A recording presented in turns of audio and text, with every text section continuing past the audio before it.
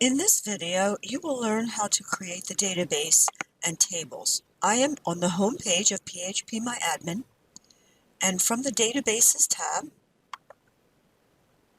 I will enter a database name. I will choose the collation, which is UTF-8 General CI. This is the preferred collation. I click Create. We can see over here on the left we have a database. Now we need to create some tables. We are already on the Structure tab by default. I can enter a table name Advisors, and I will need 7 columns. I click Go, and now it takes me to the Structure tab where I will enter my field names or column headings, indicate the data type, and other characteristics. So the first name is advisor_ID, and we will be using a tiny int data type. And we want this to be 3 characters long. When I say 3 characters long, I don't mean 1, 2, 3. I mean 3 positions, such as 999. There are no default values, and it will inherit the collation of the table, which we will set down here. And we use the InnoDB storage engine. Leave that one alone. And this will be the primary key.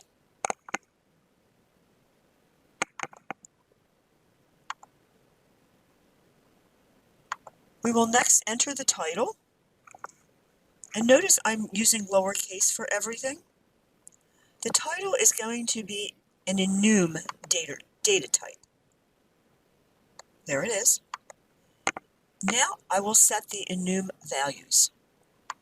The first one will be Doctor, Professor, Mr., Mrs., and I need to add one more, MS. Now if I wanted to set a default value, I could, but I'm not going to right here. And that is all we need for this field. Now we have the first name.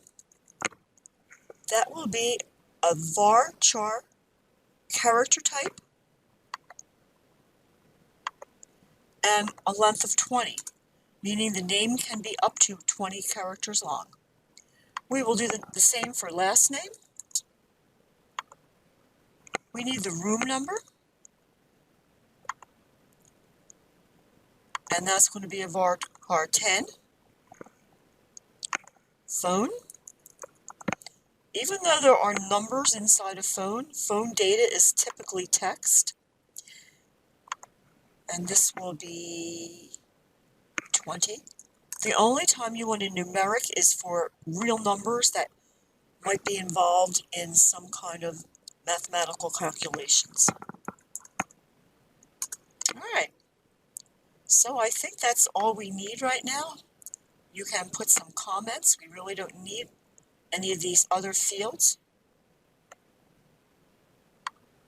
I will scroll down. If you wanted to preview this SQL, this is actually what you would be writing at the command line. I am going to save it, and here we have our table structure. Now I'm going to insert some data.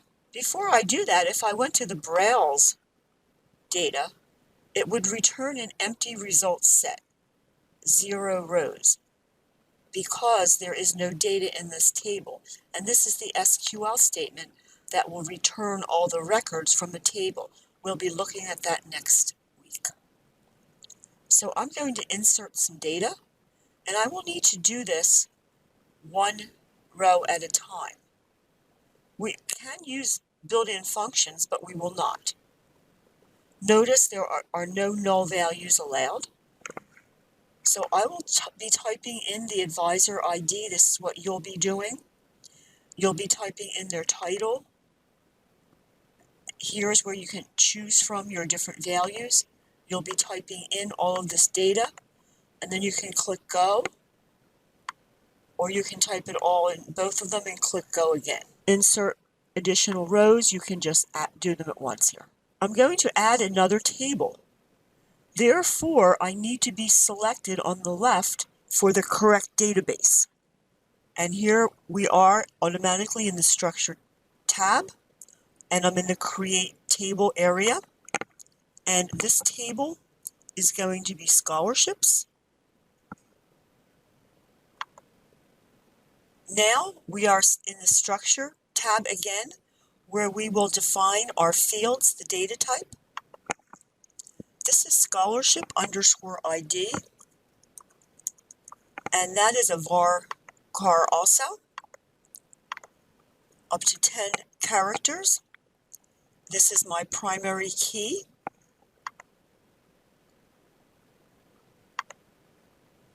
The organization.